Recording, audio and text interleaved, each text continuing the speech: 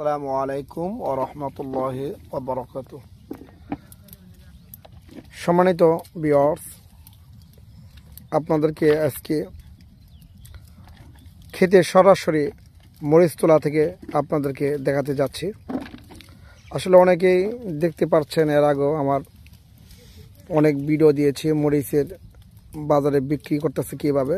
আজকে দিচ্ছি যে মরিচ কীভাবে তোলে। আসলে মরিচ তোলার মধ্যে দিয়ে যারা মরিচ তোলে তারা সাধারণত মহিলা শ্রমিক, এরাই সাধারণত বেশি তুলে থাকে।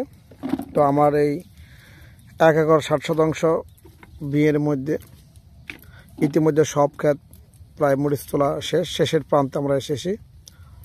তো দেখতে পাচ্ছেন যে একজন মহিলা শ্রমিক অনেক কষ্ট করে সাত সকালে ভোর ডাকা পাখি সাথে সাথে তারা চলে আসে খেতে।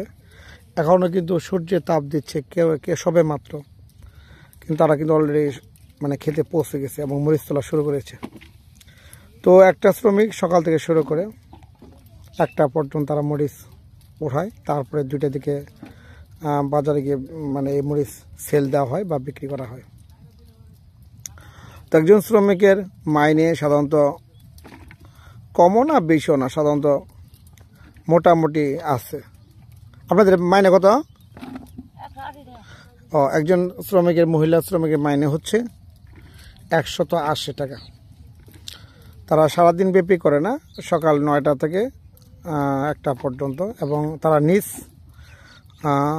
খরচ বলতে নিজে খাওয়া দাওয়া নিজে থেকে, আর 180 টাকা বিনিময়ে তারা কাজ করে। একজন শ্রমিক সাধারণত 40 কেজি মতো তুলতে পারে, না 40-42 কেজি মতো তুলতে পারে, 43 কেজি। এটা মূলত একটা শ্রমিকের এই পরিমাণ মরিচ ক্ষেত থেকে তারা কালেক্ট করে সংগ্রহ করে, দেখতে পাচ্ছেন। তো এইভাবে প্রায় 4 থেকে 5 মাস পর্যন্ত তারা মরিচ তুলবে।